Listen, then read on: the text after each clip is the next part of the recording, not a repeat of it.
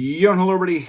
Mike here, baseball collector. Happy Sunday. It is absolute pandemonium in my life. It feels like I've got a lot of things going on in the old personal life, and that is just fine. We actually last week, Wednesday, Thursday, Friday, got my son moved up to Nashville, Tennessee. In fact, he is going to work for Tony, Southern Collector, starting tomorrow. Is his first day on the job. So Tony, be easy on him. Actually, no, don't be easy on him. Make him work hard. And I'm excited for that, and great opportunity for him. But it was a long drive. We drove all the way to Nashville, 725 miles or so. Got to hang out with my brother a little bit, got Palmer all moved in, and then drove back on Friday on the 4th of July. And then proceeded down to a friend's lake house where it rained all week. It has rained all weekend. So as part of that storm that's really hit Texas, that's just kind of sat here, truthfully, and dumped so much rain, and that catastrophic flooding down in South Texas, which isn't really near me, but it's still, I mean, you hate to hear that for anybody, just horrible, horrible things that are happening down near Kerrville. So yeah, a lot going on. And we have a busy few weeks coming up before the National. Tonight, I'm going to be on a For Collectors live stream with Dan and I think Orlando and I think Darren. So that should be fun. So join that tonight. I think it's 8 o'clock Central Time is when that's going down tonight live. And then in a couple of weeks is Hobby Palooza. Yeah, that's coming up. I got my Signatures for Soldiers shirt on.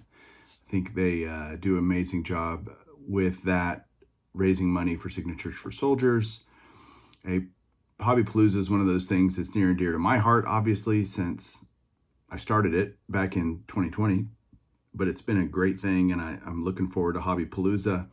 My show will be on Sunday, July 20th, 2 p.m. Central, 3 o'clock on the East Coast, noon on the West Coast. I'm going to have Chris from Missouri. We're going to be doing a special edition of Showcase Showdown where I plan to wipe the floor with Chris over that entire hour. It's going to be a whole hour, not just 20 or 30 minutes of Showcase Showdown, but an entire hour of me putting the smack down on Chris. So make sure you're showing up for that live stream as well. And we'll try to raise some money for a great organization, Signatures for Soldiers. And yeah, the whole Hobby Palooza thing is awesome. And then the Nationals just the next week. So it's just like lots and lots going on, not just in real life, but hobby and all this stuff. And I have some cards. You know, I told you a while back, it had been weeks since I bought a card. Well, I've gotten a few since that video, and they are now here, and I'm going to show them to you now. And I think that's it. Hang on. All right, card time. Got some great stuff, actually. This is just easy. This was less than $10. I bought it on an auction. I was trying to win a whole bunch of other Hall of Fame, Topps autographs, and I ended up only winning this one. I hate it when that happens. You're like, ugh, but I got it. Whitey Herzog 88 Topps, going in the old Hall of Fame autograph PC. Here's another Hall of Fame autograph that checks several buckets. So 92 Donruss Diamond Kings Fred McGriff. You guys have long known, but my autograph collection is totally slabnostic. I just want a legit autograph. I don't really care what slab it's in. I prefer PSA, obviously. But this is my first CGC JSA auto that's in a slab. So JSA is now working with CGC to authenticate autographs.